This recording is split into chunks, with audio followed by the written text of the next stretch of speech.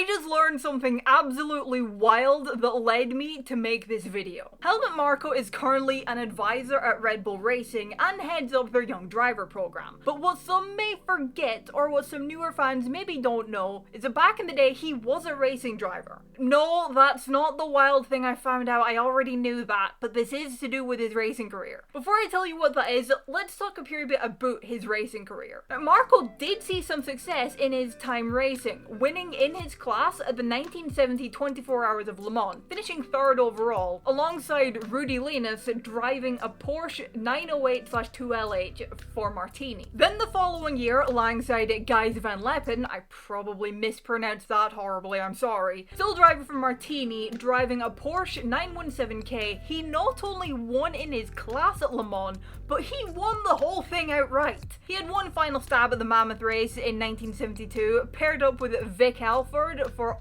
Autodella driving an Alfa Romeo Tipo 33 TT3, but ended in retirement. But Helmut didn't just race in sports cars, he also drove in Formula 1. His debut came in Germany in 1971 at the notorious Nürburgring Nordschleife, driving for Écurie Bonnier, but he failed to qualify for the event, so he'd have to look ahead to the next race to try and make his first F1 race start. And that race would be his home event, at what is nowadays known as the Red Bull Ring, but what was at the time known as the Österreich Ring. This time he was with a different team, as BRM picked him up for the remainder of the 1971 season. He would manage to qualify this time, putting himself P17 on the grid, the lowest of all the BRM cars. There was quite a few retirements, but Marko was not one of them, and he crossed the line in P11, which is better than how his weekend ended in Monza.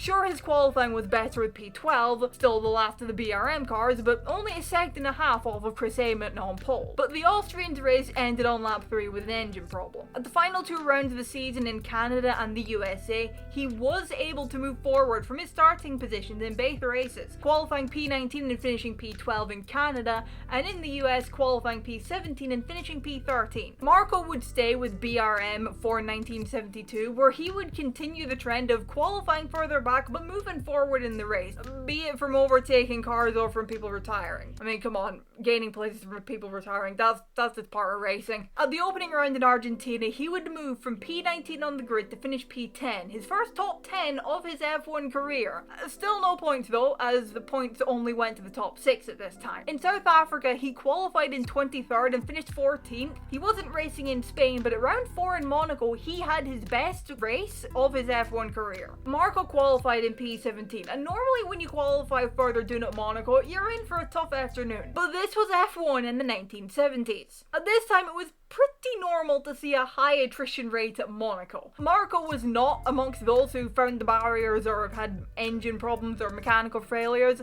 and he moved forward to finish P8. Sure, still no points and 3 laps down on his teammate Jean-Pierre Beltoise, who won the race, but it was his best result to date and would remain as his best result in Formula 1. Belgium was 23rd to 10th, and then came the 1972 French Grand Prix, which was being held at the Circuit des Charades. I probably mispronounced that horribly, but this would be the final weekend racing in F1, and in fact the final weekend of his racing career. In qualifying, Marko had his best ever qualifying in Formula 1 when he stuck at P6 on the grid, the highest placed BRM car in the field. However, he would not finish the race. See, this track was built around the base of an extinct volcano, and that created a few dangers, namely for rocks, which fell fit, around the edges of the track, and that's what would be the thing that would end Helmut Marko's racing career. A rock thrown backwards by a car ahead when they skirted the edge of the track, and the rock penetrating Marko's visor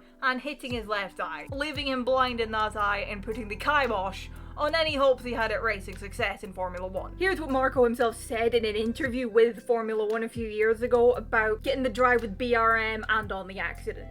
Yes, BRM was a big name at that time. Big history. Louis Stanley was probably the first who got a real sponsorship contract. He brought Marlboro into Formula 1. The glamour was there, but BRM was sometimes running 4 or 5 cars at a race, so the cars were not prepared to the highest standard. But it was a good experience. And after a while, I moved up in the hierarchy of the team, and when I finally sat in the right car, I had the accident. I was so eager to get into the new chassis. I was sitting 15 centimeters higher than in my normal car, and I could hardly move my legs. But I wanted that chassis. With my old chassis, the accident would have never happened, as the stone wouldn't have hit me. Now that we've covered his racing career, which, let's be fair, is something that in itself people may not have been aware of, especially if you're a bit of a newer fan, we can get into the wild thing I learned about his racing career. I haven't found any official confirmation that yes, this was a thing that happened, so take it for what you will, but apparently it comes from reliable sources. So I was recently listening to the book Unstoppable about Max Verstappen, written by Mark Hughes and being narrated by Elliot Fitzpatrick. Yes, this is still about Helmut Marko, but it caught my attention, and so I did some digging online, and it seems to be true. My digging led me to the Autosport forums, and a topic in the forums, and it's a nostalgia forum called Helmut Marko. And here's what a person